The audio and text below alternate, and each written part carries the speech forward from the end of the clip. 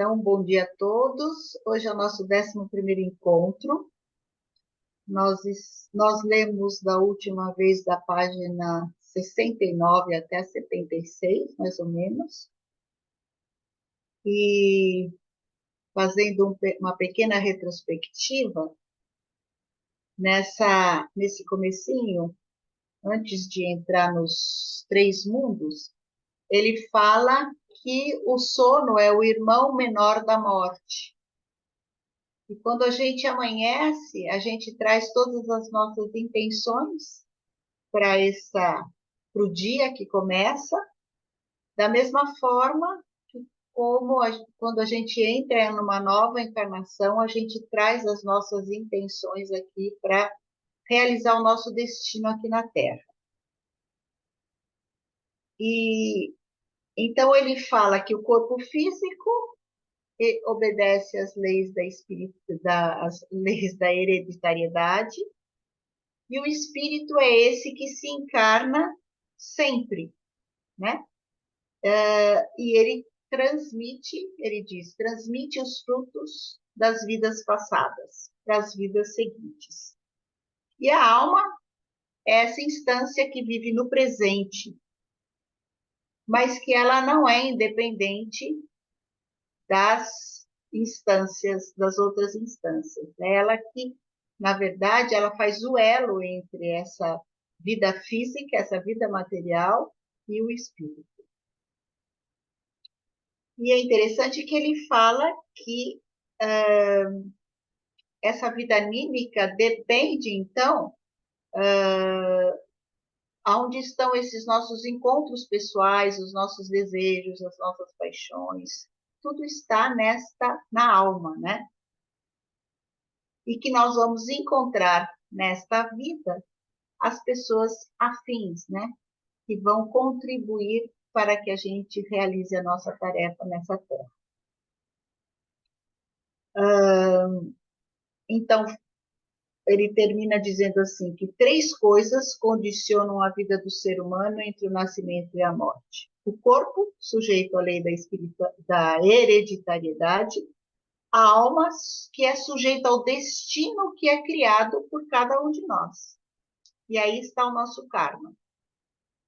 E o espírito, que obedece às leis da reencarnação, e ele é imperecível. Então, o espírito está ligado ao passado, a alma está ligada a esse momento presente, e essas leis físicas se relacionam, então, ao futuro, às ações que nós fazemos aqui na Terra hoje. E daí ele entra nesse capítulo, que são os 3 mundos, que ele vai dizer outra vez do mundo físico, do mundo anímico e do mundo espiritual, cada um seguindo e sendo percebido, né, pelos sentidos próprios, né? Então, o mundo físico é percebido pelos sentidos físicos, mas que ele diz que os sentidos físicos não é tudo isso, não é só isso que a gente deveria perceber, e que isso nos é dado pela natureza, se desenvolve naturalmente, e que os sentidos anímicos e espirituais dependem do esforço de cada um de nós, e que muitas vezes não é fácil alcançar. E, além do que, ele fala da dificuldade da gente nomear ou falar a respeito dos sentidos anímicos e espirituais, porque a gente não tem uma linguagem própria.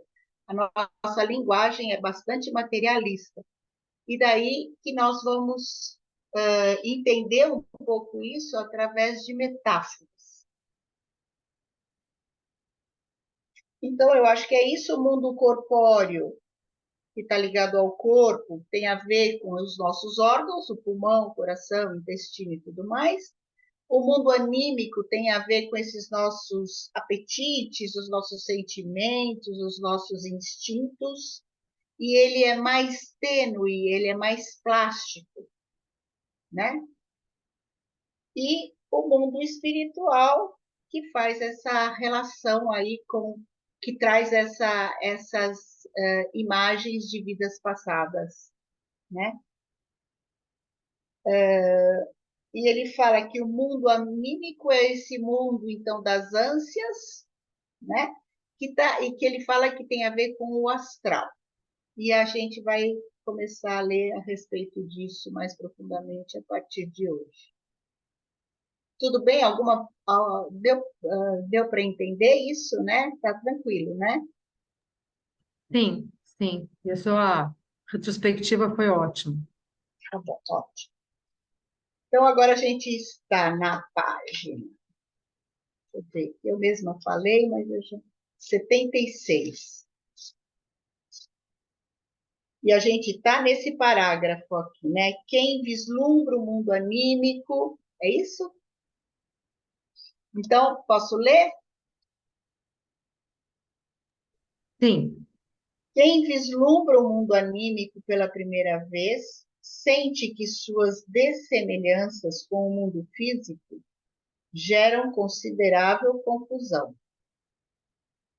Aliás, isso também ocorre ao se descerrar um sentido físico antes inativo. O cego de nascença, operado com êxito, tende a aprender a orientar-se no mundo que anteriormente ele só conhecia pelo tato. Ele vê, por exemplo, os objetos primeiro em seus olhos, mais tarde os avista fora de si, mas como se estivessem pintados sobre uma superfície. Só aos poucos vai compreendendo a perspectiva, a distância entre os objetos. No mundo anímico, vigoram leis totalmente diversas das vigentes no físico. É bem verdade que muitas formas anímicas estão ligadas às dos outros mundos. A alma do homem, por exemplo, está ligada ao corpo físico e ao espírito humanos. Os processos observáveis nela são simultaneamente influenciados pelos mundos físico e espiritual. Isso deve ser levado em conta na observação do mundo anímico, e não se devem tomar por leis anímicas as que provêm da influência de um outro mundo. Quando, por exemplo, um homem concebe um desejo, este é veiculado por um pensamento, uma representação mental do espírito, e segue as leis deste. Mas assim como se podem estabelecer as leis do mundo físico, abstraindo das influências que, por exemplo, o homem exerce sobre os processos das mesmas, também é possível algo semelhante com relação ao mundo anímico. Uma importante distinção entre os processos anímicos e os físicos pode ser expressa ao se designar a interação entre os primeiros como sendo muito mais interiorizada. No espaço físico, reina, por exemplo, a lei do impacto. Quando uma bola de bilhar posta em movimento atinge outra, esta se desloca numa direção que pode ser calculada segundo o movimento e a elasticidade da primeira. No espaço anímico, a interação entre duas formas que se encontram depende de suas qualidades interiores. Quando afins, elas se interpenetram, se entrosam. Quando suas naturezas se contrastam, elas se repelem mutuamente. No espaço corpóreo existem, por exemplo, determinadas leis que regem a visão. Objetos que se distanciam vão minguando em suas dimensões. Quando olhamos por uma avenida arborizada, as árvores mais distantes, segundo as leis da perspectiva, parecem menos espaçadas do que as próximas. Já no espaço anímico, o próximo e o longínquo mostram-se ao vidente em distâncias correspondentes à sua natureza anímica. Isso, naturalmente, produz os mais variados equívocos em quem penetra no mundo anímico e quer orientar-se nele segundo os princípios que traz consigo do mundo físico. Uma das premissas para a orientação no mundo anímico é distinguir os diversos tipos de formações existentes nele, tal como no mundo físico se distinguem sólidos, líquidos e gasosos. Para conseguir isso, é preciso conhecer as duas energias fundamentais que aqui têm suma importância. Pode-se denominá-las simpatia e antipatia. O modo como essas forças fundamentais atuam numa formação anímica é que determina a espécie desta. Por simpatia, deve-se entender a energia com a qual uma formação atrai outras, buscando mesclar-se e mostrando-se afim com elas.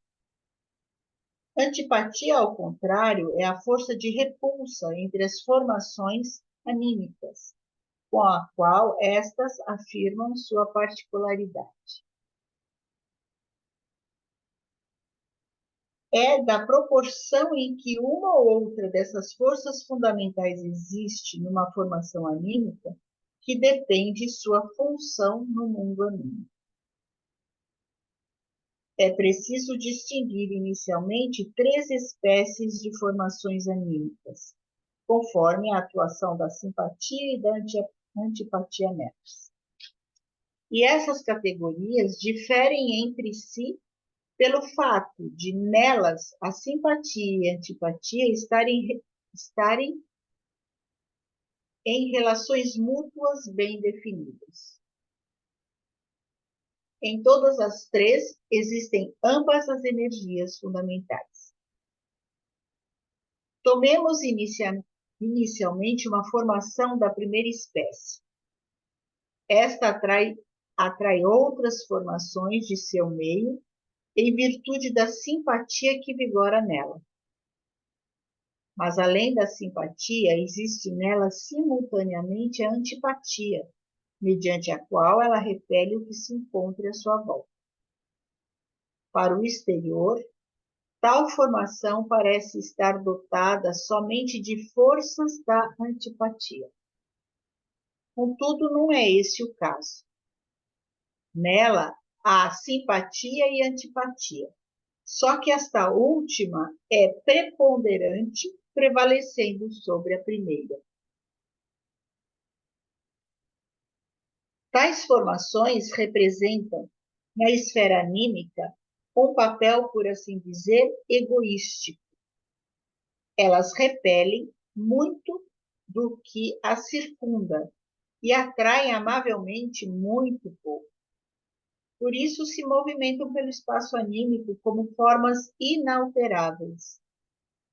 Pela força da simpatia que há nelas, parecem ávidas, mas a avidez parece, ao mesmo tempo, insaciável, impossível de satisfazer, porque a antipatia predominante repele tanta coisa vindo ao seu encontro que não é possível ocorrer satisfação. Deixa eu pôr Eliana, bom dia. Tem como dar um exemplo aqui nesse caso, por favor? Então, daquilo que eu entendo disso daqui, pois, Cris, se você puder me ajudar, é assim. A simpatia é assim, se eu sou simpática a você, é como se eu me misturasse a você, né? Eu entro, eu fico realmente misturada em você, eu perco a imparcialidade, eu fico totalmente ligada a você. Mas se eu sou antipática a você, é como se eu te repelisse e não vejo nada de bom em você. Então, isso que eu entendo entre simpatia e antipatia. Ou eu me misturo, ou eu rejeito. Né? Eu entendo dessa forma. Cris? Também entendo assim. E tem essa segunda questão, não é, que ele fala de que nessa primeira instância que ele descreve, existe os dois, tem a simpatia, eu quero muito ser simpática, não é, ao entorno, é o que eu entendo. Mas, quando eu olho, mais coisa me é antipática do que simpática, então eu não fico muito satisfeita. Eu não sei, me veio agora aquela coisa assim, quando a gente fala, ai, estou com vontade de comer alguma coisa. Aí, assim, ai, aí eu como, sei lá, um pedaço de bolo, mas eu queria mais coisa, né? Quero ser simpática, mas aí eu começo a olhar a comida e não quero fruta, não quero isso, não quero aquilo, não quero aquilo outro, e nada me preenche, porque é só o bolo, mas só o bolo não é o bastante. Foi assim que eu entendi, não sei bem se é isso. Acho que sim. Também acho que isso faz parte, né? Essa, No sentido que eu vi que ele parece que fala que a antipatia, às vezes, como a simpatia é tão fácil, que a antipatia repele, tem mais força, é isso? Ela tem mais força para agir, para aparecer, do que a simpatia, porque a simpatia é meio tênue, é isso? a impressão que eu tenho é que essa é uma questão bem fundamental dentro da antroposofia, né? Porque isso vai explicar muita coisa. Mas a simpatia, você se mistura, você Uhum. perde a individualidade, você está muito misturada na situação. E é fácil, é E é fácil. muito mais Por exemplo, fácil, você fala a minha linguagem, eu te entendo, isso é uhum, muito fácil. Agora, se eu sou antipática a você, você falou isso, já eu já rever- me viro já viro de costas e falo assim, "Ih, foi ela que falou, então, nem né?" dá uma chance, né? Exatamente. Obrigada. E eu gostei do exemplo da Cris também. Do bolo, é muito bom. É. Eliana, até assim, quando se formam grupos, vão por essas forças. Então, por exemplo, nós aqui, nós temos essa força da simpatia e a gente se mistura até nesse encontro aqui. Na verdade, o ideal não é ser simpática nem antipática, é ser empática, porque daí eu posso ajuizar, né? Eu nem me misturo e eu nem fico repelindo ninguém, porque eu não vou com a cara. Mas eu preciso ouvir o que essa pessoa tem a dizer, né? E usar de empatia. Esse é o caminho do meio. Quando a gente está nessa simpatia e antipatia, a gente está no mundo astral. Ou eu gosto ou eu não gosto. Então, eu estou nessa ânsia dessa compulsão, como a Cris falou, de alguma forma, né? Eu quero comer um bolo. Então, nada mais me satisfaz, é o bolo, mas o bolo também não está me satisfazendo, porque eu quero mais de alguma coisa que eu não sei. Então, são essas apetências, né? Essa situação. Então, a gente está nesse mundo da astralidade. Ou é sim ou é não. Na verdade, o caminho do meio é a empatia, né?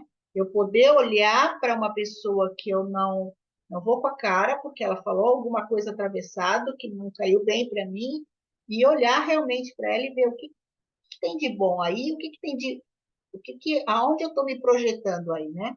Para fazer um ajuizamento e não ficar julgando a pessoa. Mas eu acho que ele vai explicar isso aqui bem daqui para frente. Tá? Nossa, obrigada, Cristina. Também adorei o exemplo. Ajudou bastante. Muito bem. Então, Também, agora. também assim, eu queria contribuir. Acredito que quando o professor entra em classe, né, o primeiro dia de aula, ele tem simpatia, logo tem aqueles que atraem e você nunca viu, né? Nenhum deles você nunca viu, e você tem aquela simpatia realmente com aqueles. E o que o professor, né? Eu digo como professora, ele tem que estar ali com o coração, né, aberto para saber dividir isso, né? Porque tem uns que você realmente já de cara, né, você já começa a parece que é uma coisa mesmo, já é mais do espírito, né, que vem trazendo. E aí você olha nunca viu aquela pessoa, aquele aluno nunca viu, eles estão ali na classe, são todos, né? Se você for buscar, né, em É, Cristo, você vai buscar o equilíbrio, a empatia, né? Você vai ter que estar ali para trocar. E o professor, ele passa o tempo todo por essa prova, porque ele vai ter que trabalhar com os dois, né? não só o Aqueles que você professor, né? A vida da é, gente como um todo. um todo. Eu estou dando exemplo como classe, né? Na Uhum. classe você pode pegar isso assim, como aqui no grupo, né? Também. Nós temos um propósito e a gente tem que buscar nesse propósito, né? E aí você começa a trabalhar isso em você, para que você possa buscar sempre esse caminho do meio, que você não julgue, né? Você ouça primeiro, depois você até aquilo pode se transformar, né? Sim, Não vai, você não vai ser simpático, como tem gente que já de cara, né? Você já passa a amar, mas aí você tem que trabalhar esse lado realmente, né? Em todas as situações. Eu estou dando um exemplo da classe, que é assim, você vai ter que ir trabalhando aquilo e depois você descobre realmente que aquilo só foi aquele primeiro momento, né? E você tem que estar bem atento a isso. Eu acho que é isso que a antroposofia ajuda muito, né? Para levar para a classe, é você ter que trabalhar esse caminho do meio. sim. Então, você Obrigada, tá Rosemary. buscar nesse sentido, né?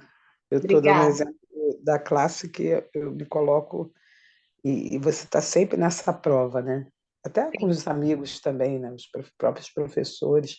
Aí você tem uma visão sobre aquele aluno, quando você vai para a reunião, aí você coloca, e o outro professor já coloca de uma outra forma, né? Por exemplo, se o sim, aluno for bem em matemática, o professor de matemática vai ser simpático a ele, porque ele já gosta da matéria dele. E o professor, no caso meu, professor de línguas, né? Você tem que atrair, você tem que fazer todo um trabalho também junto com esse da antipatia, né? Que é o sim. mais difícil. Sim, obrigada, Rosemary. Muito bem. Então, vamos continuar. Estou aqui no egoístico, né? Elas, É um pouquinho mais para baixo, né? Se quisermos comparar, não é isso? isso mesmo. Se quisermos comparar as formações anímicas dessa espécie com alguma coisa do mundo físico, poderemos dizer que elas correspondem aos corpos físicos sólidos. Chamemos esse domínio de substância anímica de região das ânsias ardentes. A parcela dessas ânsias ardentes, mescladas nas almas de animais e homens, determina neles o que chamamos de seus baixos impulsos sensuais, seus instintos egoístas predominantes. A segunda espécie de formações anímicas é aquela em que as duas energias fundamentais mantêm equilíbrio, ou seja, onde simpatia e antipatia agem com força igual. Tais formações se apresentam perante outras com certa neutralidade, mostrando-se afins com elas, sem porém atraí-las ou repeli-las de modo especial. Elas não traçam, por assim dizer, quaisquer limites entre si mesmas e o mundo ambiente, deixando continuamente agir sobre elas outras formações do âmbito em redor. Pode-se, portanto, compará-las às substâncias líquidas do mundo físico. E nenhuma avidez se manifesta na maneira como tais formações atraem as outras. O efeito ao qual nos referimos ocorre, por exemplo, quando a alma humana se sensibiliza diante de uma cor. Quando eu tenho a sensação da cor vermelha, começo por receber um estímulo neutro do ambiente. Só quando a esse estímulo vem juntar-se o sentimento agradável em relação ao vermelho, é que entra em jogo um outro efeito anímico. O que provoca o estímulo neutro são formações anímicas situadas numa inter-relação tal que simpatia e antipatia se mantêm em equilíbrio. A substancialidade anímica em questão deverá ser considerada perfeitamente plástica e fluida. Não é repleta de egoísmo como a primeira, que ela percorre o espaço anímico. Sua existência recebe impressões de todos os lados, sendo ela afim com muito do que lhe vem ao encontro. Uma expressão adequada para ela seria suscetibilidade fluida. Então, o que ele está falando aqui desse mundo anímico, né? E como existem várias maneiras de se entender isso. Então, tem essa parte mais concreta, que é isso, dessa apetência, né? Dessa vontade que eu tenho, desse desejo de algo concreto que eu tenho, e tem esse algo que é mais fluido, que tem a ver mais com esse elemento da água, né? Que ele fala, ele dá o exemplo da cor. Então, são vários graus desse mundo anímico, né? E que, de alguma forma, a gente pode dizer que isso está descrito também no pós-morte, né? Quando o Steiner fala desse pós-morte, são as várias etapas que essa alma vai passar para fazer essa purificação, tá? Então, não é uma coisa muito fácil da gente compreender, mas é bom a gente saber, ficar com essa imagem que tem vários graus desse mundo anímico que vive dentro da gente, né? Então, desde o mais instintivo, depois vai sutilizando isso, podemos dizer dessa forma, acho, né? O E terceiro, essas forças de antipatia e simpatia atuam em todos esses âmbitos, nesses vários graus. nos vários graus, sempre, o tempo todo, né? Uma hora é mais simpatia, outra hora é mais antipatia, até que a gente faça toda essa purificação. Então, eu sou bastante simpática ao bolo, né? Eu quero bolo com aquela avidez, isso é mais instintivo. Então, ele dá até o exemplo do animal, né? Essa cobiça do animal pelo alimento.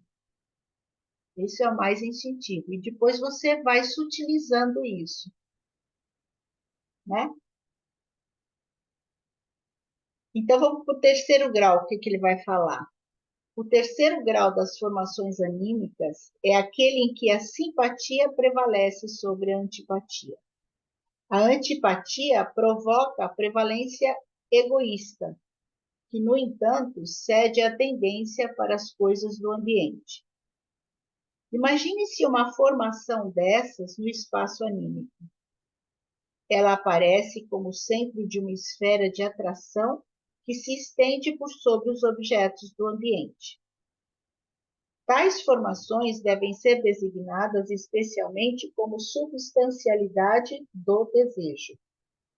Então, vocês viram, a primeira é ânsias ardentes, a segunda é essa suscetibilidade fluida e agora a substancialidade do desejo. Essa designação parece correta porque, devido à existência da antipatia, embora mais escassa do que a da simpatia, a atração faz com que os objetos atraídos sejam levados para o âmbito próprio daquela formação. A simpatia recebe com isso uma coloração básica egoística. Esta substancialidade do desejo pode ser comparada aos seres gaseiformes ou aéreos do mundo físico. Assim como o gás tende a expandir-se, a substancialidade do desejo estende-se em todas as direções. Graus mais elevados de substancialidade anímica caracterizam-se pelo fato de neles estar completamente retraída uma das forças fundamentais, a antipatia, permanecendo apenas a simpatia como fator efetivamente atuante. Ora, esta pode fazer-se valer primeiro entre as partes da própria formação anímica. Essas partes exercem atração recíproca. A força da simpatia no interior de uma formação anímica exprime-se naquilo que se denomina prazer. E toda a redução dessa simpatia é desprazer. O desprazer é somente um prazer diminuído. Prazer e desprazer são aquilo que existe no homem como mundo dos sentimentos, em sentido mais restrito. O sentir é a trama do anímico em si mesmo. Do modo como os sentimentos de prazer e desprazer se entretecem na alma, depende o que se designa por bem-estar anímico. A Eliana ficou confusa essa coisa do prazer e desprazer. Ficou estranho para mim. Então, ele tá falando exatamente isso que a gente falou logo de início, né? Então, eu tenho um bem-estar, quando eu tenho prazer, eu tenho um bem-estar. Então, eu vou com a cara da Rossana, eu tenho um prazer em estar com ela, eu sempre estou buscando ela, né? Se eu não tenho prazer, eu tô na repulsa, eu estou no desprazer. Então, este é um sentimento.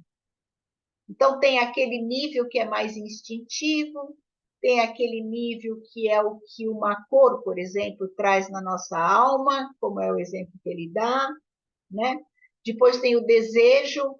É bastante difícil para a gente entender isso. A gente já estudou isso muitas vezes e ainda é difícil da gente entender isso com facilidade. Mas eu acho que a imagem principal é essa questão da simpatia e da antipatia no geral, porque ele está fazendo muitas subdivisões desse mundo anímico que existe dentro de nós e que de alguma forma, quando a gente vai para outra vida, a gente vai ter que purificar todo esse mundo anímico, desde esses instintos, dessas ânsias ardentes que ele fala, né? Até esse prazer e desprazer de estar em relação a outra pessoa ou num ambiente que você gosta ou que você repulsa. Então, são vários níveis anímicos que a gente tem que purificar. Então, eu acho que vale a gente ficar atento como é que eu ajo no mundo, né? Para a gente trazer para o mais concreto. Como é que eu ajo no mundo? Eu ajo nessa simpatia, nessa antipatia? Ou eu paro, eu observo e apesar de ser antipática aquela situação, ou aquela pessoa, ou aquele alimento, né? Eu ainda vou olhar e vou provar da situação, né? Eu vou poder olhar com olhos de contemplação mesmo, de poder olhar além daquilo que me apresenta. Eu vou sair dessa astralidade, o meu eu vai estar presente, ou eu vou ficar na astralidade? Eu acho que se a gente trouxer para o concreto, acho que fica melhor assim, né, Cris? Isso é, nas relações principalmente, não é? Quando nós gostamos de um grupo, a gente fala, é um prazer estar aqui com vocês. Tem outros grupos que a gente vai falar, eu vou lá e vou perceber como é, se eu vou ficar, se eu não vou, mas não se junta de imediato, mas tem uma observação, digamos, mais imparcial. E tem aqueles grupos que a gente já fala, aquele grupo nem vou porque não sinto nenhum prazer, é um desprazer estar ali, né? Então, imagino que seja isso que ele fala, né? Que estamos mesmo no campo, que o sentir é tudo isso. E aí, particularizando, vem o sentimento, né? Que ele traz nesses dois polos. Acho que é isso. Sim. Deu? Ana Rita melhorou? Melhorou. E tá engraçado, Cristina, porque o seu exemplo do bolo ficou até juntando dessa hora. O desejo, a vontade de comer alguma coisa. Ficou tão bom para mim. É, Eu exatamente. ajuda bastante. Obrigada, Eliana. Obrigada, Cristina. Bom, então, então ele falou de 4 espécies da formação anímica, né? Imagine que tudo isso está dentro da gente, né? E claro que não é divididinho assim, né? Está tudo misturado lá. Ele que faz tudo isso, vai classificando isso, né?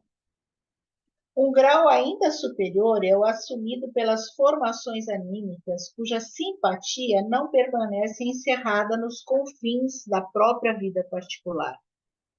Essas formações se distinguem dos 3 outros graus e constituem já um quarto, pois nelas a força da simpatia não tem nenhuma antipatia antagônica a superar. É só por meio destas categorias superiores de substancialidade anímica que a múltipla variedade das formações anímicas se concentra para formar um mundo anímico comum. Enquanto se trata da antipatia, a forma anímica anseia por algo diverso no interesse de sua própria vida, a fim de se fortalecer e enriquecer por meio desse algo. Quando a antipatia sai de cena, o outro é aceito como manifestação, como comunicação. Esta forma superior de substancialidade anímica no espaço anímico tem uma função semelhante à da luz no espaço físico. A luz penetra em tudo, né? Então, é nesse sentido. Ela faz com que uma formação anímica como que absorva a existência e o ser das outras por obra delas mesmas.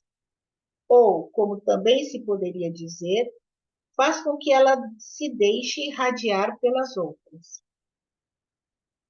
É alentando-se nessas regiões mais elevadas que os seres anímicos são despertados para a verdadeira vida anímica. Sua vida indistinta na escuridão desabrocha, reluz e irradia-se pelo espaço anímico. A trama amorosa e sonolenta no interior, querendo isolar-se pela força da antipatia, quando existem apenas as substâncias das regiões inferiores, torna-se energia e vivacidade que flui caudalosamente do interior para o exterior. A suscetibilidade fluida da segunda região só atua durante o encontro das formações anímicas. Então, uma se funde com a outra, mas para isso é necessário o contato direto. Nas regiões mais elevadas, reina a livre irradiação, o derramamento. É com razão que se denomina a natureza essencial dessa esfera como uma irradiação, pois a simpatia que é desenvolvida atua de modo a justificar o uso simbólico de um termo extraído do efeito da luz. Assim como a planta murcha, quando guardada num porão, as formações anímicas também perecem quando privadas das substâncias anímicas das regiões superiores. Luz anímica, energia anímica ativa e autêntica vida anímica, no sentido mais estrito, pertencem a estas regiões, comunicando-se a partir delas com os seres anímicos. Eu vou ler mais um pouquinho para terminar lá, que a gente leu tudo isso. É preciso, pois, distinguir 3 regiões inferiores e 3 superiores no mundo anímico. Ambos os planos são interligados por um 4º plano, o que resulta na seguinte divisão do mundo anímico. Regiões inferiores, né? A região das ânsias ardentes, região da suscetibilidade fluida, região dos desejos. Daí a gente tem a região do prazer e desprazer. Depois tem a região da luz anímica, a região da energia anímica ativa e a região da vida anímica propriamente dita. Paramos aqui ou querem terminar? O que você acha? Não, acho que é Ai, melhor vamos... parar aqui. É, Apesar de que falta só um pouquinho, mas eu acho que já tem muita coisa para. Digerir, né? Senão vai ter uma congestão. Então, mas é bem curioso, né? Porque eu sempre me pergunto por que que o Steiner colocou tudo isso, não? Para a gente entender porque é tão difícil. Eu sempre me pergunto, né? Mas eu acho que uma das coisas que a gente tem que pensar é que o mundo anímico não é bem plástico, como eles, é bem maleável, né? E não é algo tão simples assim, né? É algo que a gente o mundo anímico é a alma, né? A alma que vive no presente e que foi permeada pelo espírito com tudo aquilo que a gente precisa aprender nesta vida. Então não é algo assim tão simples, né? Ah, eu gosto, eu desgosto. Tem várias camadinhas aí. Acho que e é Poderia nesses... se dizer, Desculpa. desculpe, pode falar. alguém ia falar, eu não sei quem é. Não, pode falar você primeiro, eu espero. Obrigada. Tá. Poderia-se dizer que a esfera anímica talvez seja mais desafiadora do que o físico, porque o físico ele fala que praticamente já flui pela. E o espiritual seria talvez o maior desafio, esse anímico? Então, não sei se a gente pode dizer que é o maior desafio, porque vamos imaginar que uma pessoa venha com uma corporalidade doente. Ela vai ter um outro desafio, né? Então, o que a gente sabe é que o espírito nunca adoece e é aquele que é imperecível, mas ele traz toda a mensagem da, de vidas passadas. Mas essa corporalidade também fez uma escolha lá em cima de vir desta forma para que pudesse cumprir a tarefa aqui. Porque você precisa ter um corpo para cumprir essa tarefa. Então, eu não sei se tem algo mais ou menos. Eu acho que as coisas elas se entrelaçam, né? Não, não acho que seja mais ou menos. Do meu ponto de vista, não. Mas eu não sei. Obrigada. Eu fiquei pensando na questão da observação. Quando a gente faz esse exercício de observar, a gente não está trabalhando com isso, porque você tem que ser isento de alguns sentimentos frente ao que ser observado. Essa observação não é um exercício para a gente trabalhar com essa empatia? Exatamente, é isso mesmo. Então, você está falando da observação que o Goethe sugeriu, né? Sim, sim. Então, tem os 4 passos na observação do Goethe. A primeira é olhar os fatos. Então, vamos pensar numa pessoa. Então, eu vou olhar essa pessoa, vou ver qual é a forma, que tipo de roupa ela gosta de usar, quais as cores, qual é o gesto do rosto, tudo isso, né? Então, olha os fatos, aquilo que todo mundo vai observar. Eu observo a Cris e vejo algo que a Rosana vai observar e vai ver a mesma coisa. Mas esse jeito dela, esse gesto dela, como ela se articula na vida, a gente poderia dizer, também é uma maneira que eu olho de um jeito e a Rosana pode olhar de outro jeito, né? Tem alguma coisa que. Mas daí eu vou olhar e vou ver assim, que sentimento que ela me traz, né? Eu olho assim para a Cris e falo assim, que sentimento que ela me traz? Aí está essa questão do anímico, né?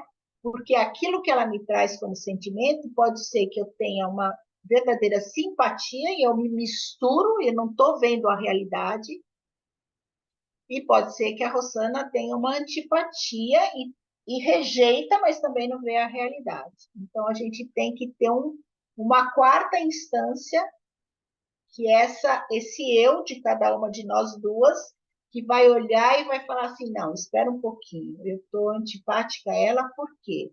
O que é antipático? O que isso não bate para mim? Esse sentimento de rejeição não bate. Por quê? O que isso tem a ver comigo? O que isso tem a ver com ela? E eu tenho que fazer a mesma coisa. Então, tem que ter o eu. Então, num primeiro momento, é quando eu olho os fatos, é o corpo físico, a gente pode pensar. Quando eu vejo essas relações, né, a articulação dela no mundo, o gesto dela no mundo, é o corpo etérico.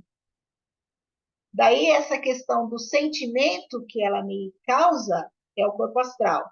E daí tem a instância do eu. Daí sim eu posso olhar, né? E a gente, como terapeuta, também, a gente faz esse tipo de, de contemplação ao nosso cliente. Exatamente isso, né? Então, e a instância do eu é assim, como é que eu vou poder ajudar, né? Que proposta eu posso fazer para esta pessoa, né? Então, para poder facilitar o processo dela. Isso quem faz é o eu, a partir da observação que eu tenho da pessoa.